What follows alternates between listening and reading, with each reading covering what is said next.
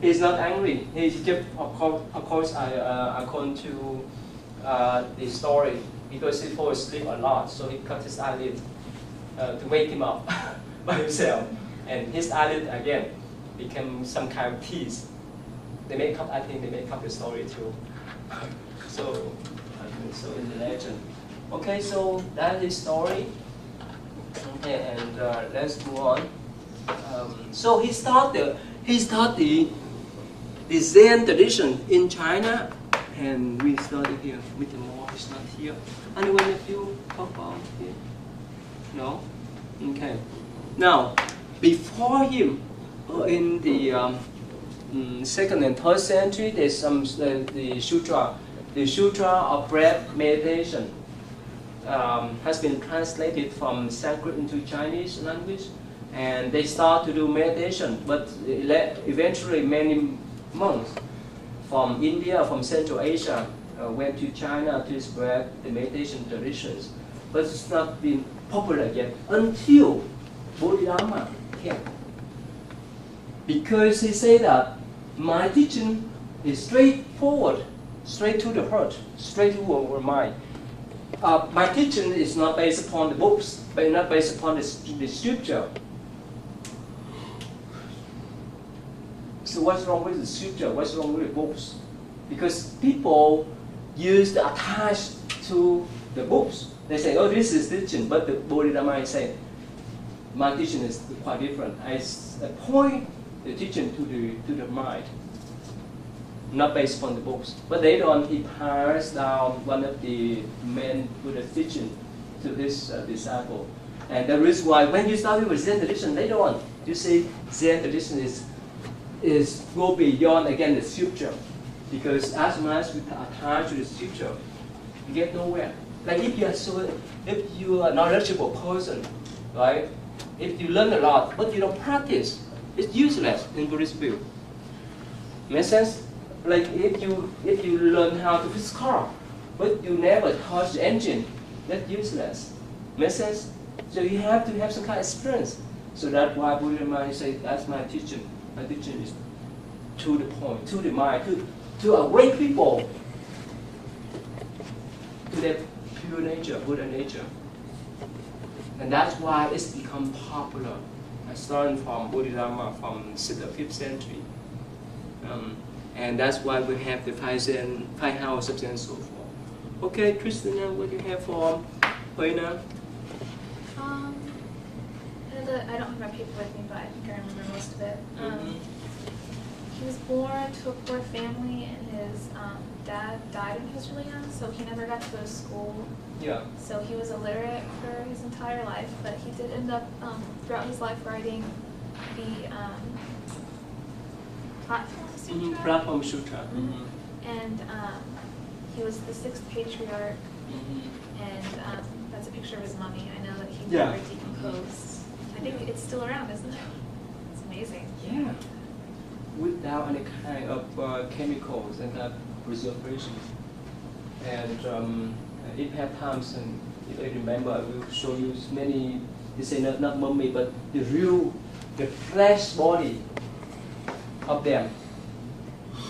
He's in I think 8th or 9th century, and his body is still there. And still sit up, not lying down. Did I tell you about this in here? Right. How? That the purity of his mind leads to like purity of the body, and so that's why it doesn't decompose. Yeah, that's why it doesn't. It is not deposed, right? So this is beyond our thinking, right? So again, anyone of you know about him? No. Okay. So basically, he poor guy, and he went to the forest to pick up the woods, to sell for the people as the sort of heater, like in the winter. Or you guys use wood heater here at home? You use wood heater, or you buy wood to. Okay, at our monastery we have plenty, so we have more than 80 acres land and wood still there for more than 12 years already. You see that there? Anyway, so he's so poor that he went out to chop up wood and sell and sold to the people so that he could subsist his life as well as his mom. So one day, he went to a customer house, and somehow he overheard that his customer designed the diamond shoe truck, and somehow on the spot he recognized. On the spot he was awakened, and his customer recognized us and advised our suggestion. Okay, go to see the fifth patriarch. The fifth patriarch. The fifth patriarch of Zen traditions. So he could help you out. He could give you the guidelines. So yes, he let go everything and went to see the fifth patriarchs. And when he went there, so this patriarch said that, well, go to the kitchen and work there. And of course he worked there for several months. And one day the fifth patriarch, he said that, well, now in the assembly of monks, you guys, every one of you guys, write a verse for me to see. If you write a correct word, I will pass rope and bowl as the authorities of being a patriarch to you guys. So in the whole assembly, probably a couple of hundreds of monks. So no one dared to write a verse because there's a leader of monks below him. So everyone thought that that monk, the knowledgeable monk, intelligent monk, the leader of the monks would be the next one. Normally, right? So, but somehow that monk, he's scared too. So at night, he sneaked out, he wrote the verse on the wall. And in the morning, everyone passed by the wall and saw that verse. And of course, they praised whoever wrote that verse, and they know the leader, the monk, the leader wrote that verse. And when the patriarch stepped out, he saw this nonsense. He uses his tissue to erase in that verse. And somehow, the next morning, there's another verse on the wall. That's next to the one that was the first one. So everyone praised that one too. This is so wonderful. And so when the master came, he said, "It's nonsense too." He erases. But later on at night, he called. Wait now. Even he is uneducated, he asked an officials at the temple to write up second verse for him. And the patriarch, the master, recognized him. So that's why he called him into the rooms, because secretly to pass the rope and bowl to him as a sign of passing the authorities. So, but what happened? The master advised him, don't teach now, go away for 16 years, and after that you can go out and teach. Yes. So he listened to his master, and he went away, lived among the hunters for 16 years. And there's a short story, short movies that talk about him too. So after that he went out. So one day when he decided to go out to teach, he met two monks at the temple. They argued with each other. One monk, he said, you know the flags, the American flags, right? One monk said, oh, the flag is moving. Another monk said, no, the wind is moving. Is that right? Both of them is right. Right? You see, when the wind blows, so the flag is moving. So he stepped up and said, no, not the flag is moving, it's not the wind's moving, your mind is moving. Does that make sense? Why? Why is your mind is moving? Why? Is nonsense or makes sense? What do you think? It makes sense. Why? Why does it make sense? Because your mind is perceiving the information. Yeah, your mind. See that? Thank you. That's the correct one. Yeah. Right. That reason why in Buddhism they say when you have calm mind, the world will be peaceful. The world will be calm. If you have turbulent mind, you have violent minds, everything will be violent for you. Make sense? So that's the reason why people recognize him as a spiritual. And from that time on, he he shaved his head and done the robe. For that time, the 16 years period, he was lay person. Okay, so after that, he spoke the Dharma in the Platform Sutra. It's still hard if you don't understand the meaning of Zen. You have you tried to read that sutra, Platform Sutra? Not really. It's not easy. It's difficult. Yeah. Unless you know the meanings of emptiness, unless you know that you're not supposed to read in the common way, in the judgmental way, right? Mm-hmm. It's just talk to the points, talk to the mind, straight to the mind, right? So that's the reason why he became a psychiatrist for many years. There's a lot of legend involved with him again too. So, but after he passed away, one important legend, I want to say that before he passed away, he said that, "Watch out for my head after I die. When someone will try to take my head away from my body." And yes, a couple of years after he passed away, is one Korean monks. He sneaked in his temple and tried to chop off his head so that he could bring back to Korea, but he failed. Yeah, so his body is still here, and many monks in all traditions actually. In Thailand, I have seen.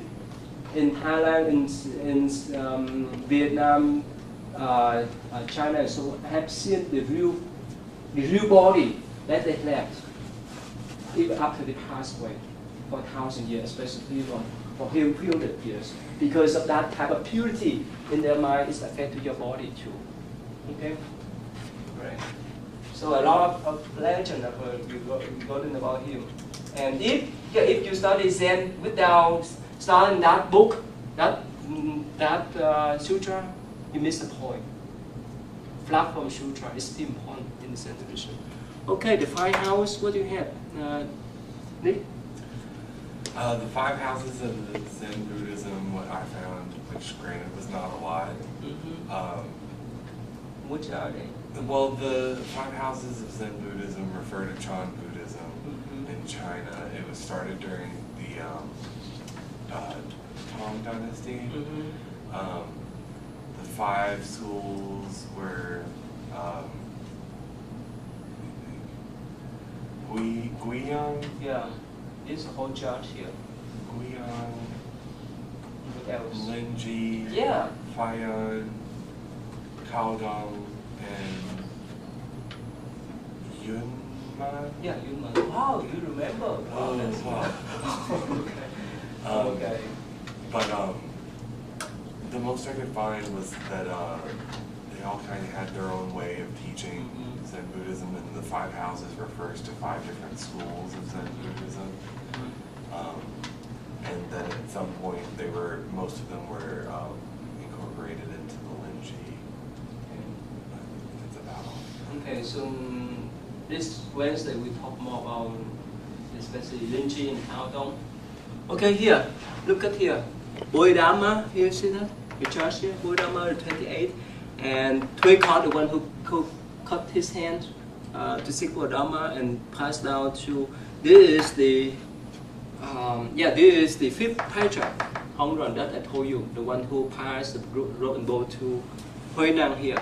And beside him, this Sheng Xiu, that's the member I told you, the leader of the monks. Everyone expect him to be the next one, but that's not the case. And after him, after him, there's many of his disciples, and this famous, during the Tang Dynasty, they read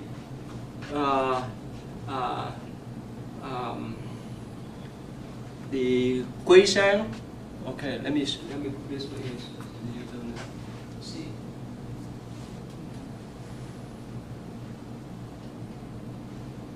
Here, Guishan school, Linji school, Kaodong school, Fire school, and Denmark school. That's the 5 school. And now these 2 schools still survive. The other school merged with these 2 schools. And you know why? In the next class on Wednesday. Okay. Okay, so that's the five houses of the Zen tradition. And especially him, on Wednesday we talk more. He used the method, remember I told you? The method of what? Yelling and beating. Not because of anger, but because he want to wake his student up, especially when they fall asleep in meditation. Oh, is that the way? Not because of anger, remember. The master, they use all means to awake the student. Okay? So that's the group of the high school Zen. Oh, I told you. I don't have anything to add. You guys already said. Oh, really? Yeah. I have to wait for you. What else? You don't even. No, just that Linji is the most predominant one, and Kowloon is the second most dominant with the amount of monks and temples. Okay. That's really it. You guys already said everything. But probably Wednesday, right? You need to do more research about Linji, right? Okay. How he taught it to his students to do meditation. Okay. And his background too. Okay, so the next one. Basically, Zen meditation and their approaches are very similar to the other schools in Mahaya Buddhism and also Theravada Buddhism. The main difference that I saw between the two was that they tend to take more of a, more kind of like, their main approach is towards meditation instead of like the sutras and like the cultural doctrines and things like that. So they primarily focus on meditation compared to the other groups who do focus on it, but they also take into account like the sutras and things like that as well. That's basically what I found. So that's the main difference. That's what I found. Okay. Yes. Actually, she's not here. Okay. Now let me tell you a story. There's a monk. In winter, he went around the country somehow too cold. So he stopped by a temple at night, and he went to the Buddha hall. That's mean the prayer hall. So he saw the wooden Buddha statue. So he brought one of them down and brought it. And the abbot, or the head monk at the temple came out and said, "How could you burn my Buddha statue?" And he said that, he turned around, he said to that monk, he said, "I burn it because I'm looking for Buddha relics." Remember we talked about relics? And so this monk, he said, "How could you find the Buddha relic in that wooden statue?" So the monk who burned that statue, he said, "Well, if that's the case, I will bring more to burn." It makes sense? Meditation, especially Zen tradition, it helps the student to be awakened to the Buddha stage, to the Buddha nature directly. Instead of doing like breath meditation, instead of doing visualization, that is just a means to be alert, to be aware of things. But the point in Zen tradition is to point out to the goal here, awaken people in the Buddha nature. And the monk, the head monk, because he attached to that Buddha statue, right? And so they say, "Hey, complain, so how could you burn my statue, my Buddha statue?" They say, "Well, if you're attached to Buddha statue, since there's no relic in the wooden one, I will more because it's just a piece of wood. Let's go beyond the wood, go beyond the form." Make sense now? Go beyond the attachment. The master always help the student to overcome that kind of attachment. Make sense now? Right? And that's why, especially in this pine house, later on they use Kongan. You guys know about this before the class? What's up? They're like Japanese parables almost. Can you give one example? No. Any one of you? Kevin, you know anything? No? I think I told you that before too. This all kind of Kongan. The Kongan is some question that you cannot think. The more you think, the more you get stuck. Because if you think, you fall in the trap of duality. Is that right? Right? Good and bad and so forth. That is not the goal, to recognize Buddha in nature. Let me tell you a short comment. What was your face before you were born? I told you guys, right? No? That's one of the comments. Can you recognize your face before you were born? Can you? No. No. So that's what the comment. What's mean? Who knows what's mean? What was your face before you was born? Anyone of you? It's hard, right? Remember, it is not physical face. Remember that. That is your Buddha nature. Make sense now? It's not the physical face, but your nature, pure nature before you was born. Make sense now? That's what I was thinking, like, and everybody's will be different and feel different and seem different because of who we are. Yeah, but everyone has in Buddhist view. That's Buddha nature here. That's what we were when we were born. And even remember I told you in Buddhism, even an ant, even an insect, they still have Buddha nature too. That's why we respect them. We don't kill them. Because of karma, they would be out there. But if they have the chance, if they have the merit, they would be as us. And they may evolve in different form of life too. We don't know. So that's why we respect life. Right? So again, this is not the physical face, but the nature that we in ourselves before we were born. Make sense now? So that story relates to, let me tell you a short story too. Relate to it's a monk. He studied Dharma Sutra. He wrote commentary and so forth. When he went to that master asked him that question. He got stuck. He went back. He burned every commentary that he had ever written. So like one day when he walked out of the field, you know, people in the past they did the farming, right? So somehow he used a, you know, what we call the hole, right? Somehow he hit the rock. At that instant, he recognized his real face before he was born. That's in Buddha nature there. Make sense now? Right, anyway. So that's the story. A lot of story. Next week, on Wednesday, if you can, please type on Google search Zen story to tell your neighbors. And pick up any story. Tell me the meaning. If you don't understand the way how the Zen master approach or teach the student to awaken of their Buddha nature, most of the stories you can say are nonsense for the common people. If they don't have any knowledge about Buddhism, if they don't have any knowledge about Zen, most of the story will be nonsense. But if you understand, it's meaningful. Okay, Zen story to tell your neighbors. Okay, the next one, Taylor. What do you have here? I have that. I believe it's Vien is the school of Zen Buddhism in Vietnam. Yes. In 580 Common Era, Vinny Taruchi, an Indian monk, came to Vietnam after completing his studies under Jianzhe Xingchan, the third patriarch of Chinese Buddhism. Zen.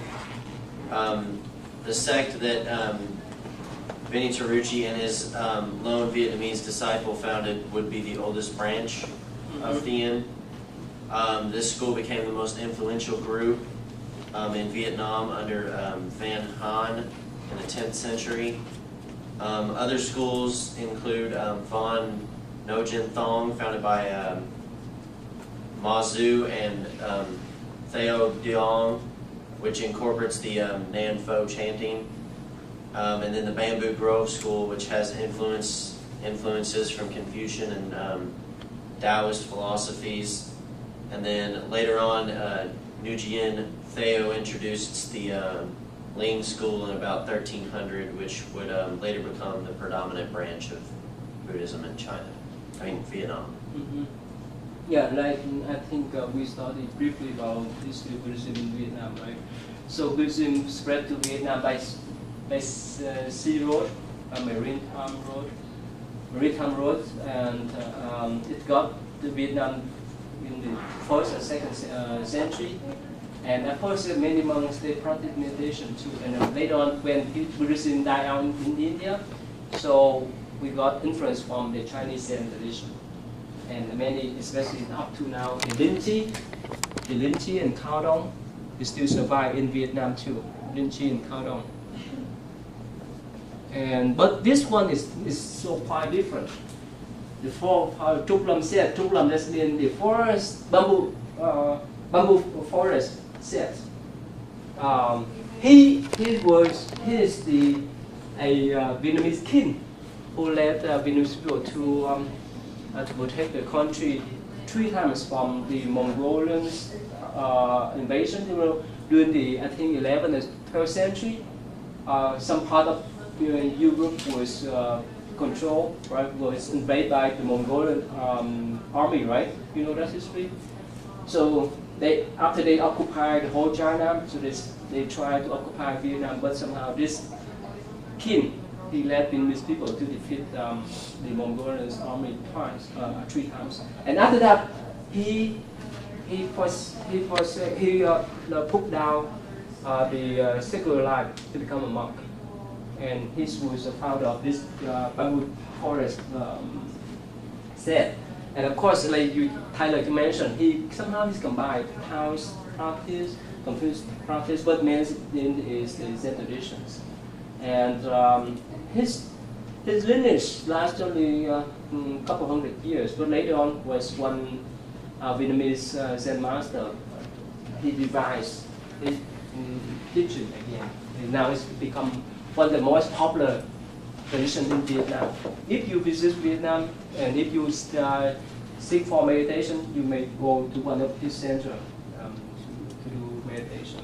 Anyway, so that's a short history. But basically, at the beginning, people like to do meditation, but nowadays, especially in China and even Vietnam and Japan, Korea too, they make combination. Or most of the time, they do the Pure Land too. They don't pay much attention about meditation nowadays because of the faith. And plus, somehow it's just convenience, right? It is it. They prefer to be safe than to do their own practice. So that's the short introduction about Zen tradition in Vietnam. Okay, so next one. I share what you have.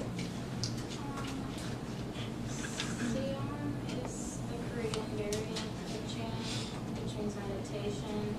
In the West, more commonly known as Japanese variant Zen. Seong was transmitted in Korea around 632 by Theo Mineng, who studied with the 4th Japanese patriarch, Dai Dioxin, and he was the first to bring Seong to Korea. Oh, and transmitted his teachings into Sin Heng, who also traveled to China. And Sin Heng studied with Fuji, who is a successor of Shi Nixu, who is the head of the Northern School of Chinese Chan. And Seong was further popularized by Doi at the beginning of the 9th century.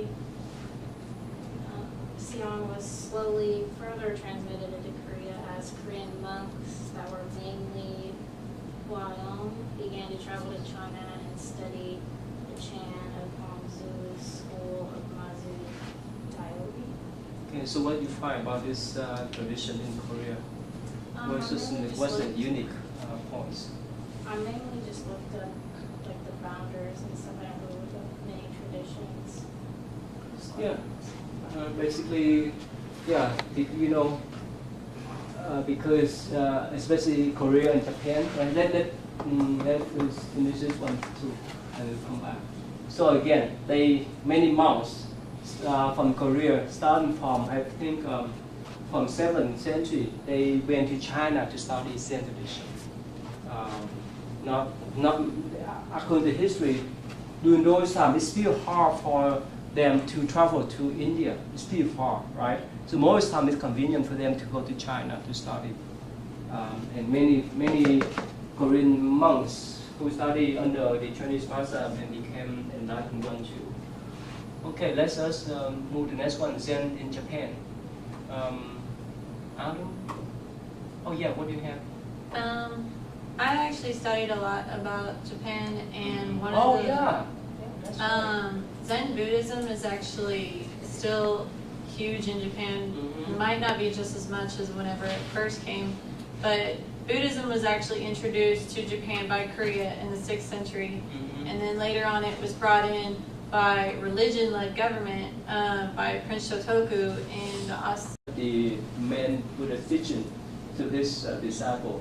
And the reason why when you study with Zen tradition later on, you see Zen tradition is go beyond again the scripture. Because as long as we attach to the scripture, you get nowhere. Like if you are a knowledgeable person, right? If you learn a lot but you don't practice, it's useless in Buddhist view. Make sense? Like if you learn how to fix car, but you never touch the engine, that's useless. Make sense? So you have to have some kind of experience. So that's why Buddha say that's my teaching. My teaching is to the point, to the mind, to awake people to their pure nature, Buddha nature. And that's why it's become popular. Starting from Bodhidharma from 6th or 5th century. He's not angry. He's just, of course, according to the story, because he falls asleep a lot, so he cut his eyelid to wake him up by himself. And his eyelid again became some kind of piece. They make up, I think they make up the story too. So in the legend. Okay, so that is story. Okay, and let's go on. So he started the Zen tradition in China, and we started here. Mr. Moore is not here. Anyone of you talk about it? No? Okay. Now, before him, in the 2nd and 3rd century, there's some the sutra of breath meditation.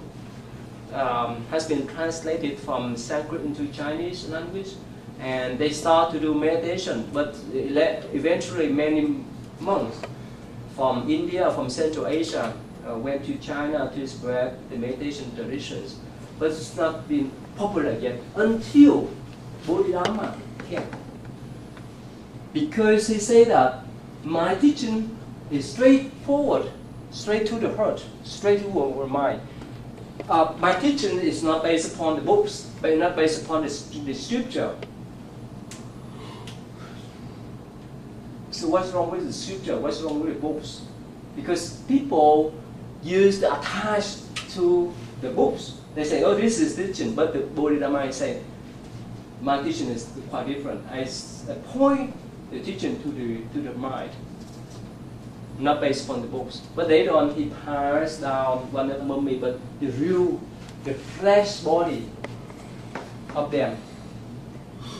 He's in I think 8th or 9th century, and his body is still there, and still sit up, not lying down. Did I tell you about this in here? Right. That the purity of his mind leads to like purity of the body, and so that's why it doesn't decompose. Yeah, that's why it doesn't. It is not deposed, right? So this is beyond our thinking, right? So again, anyone of you know about him? No.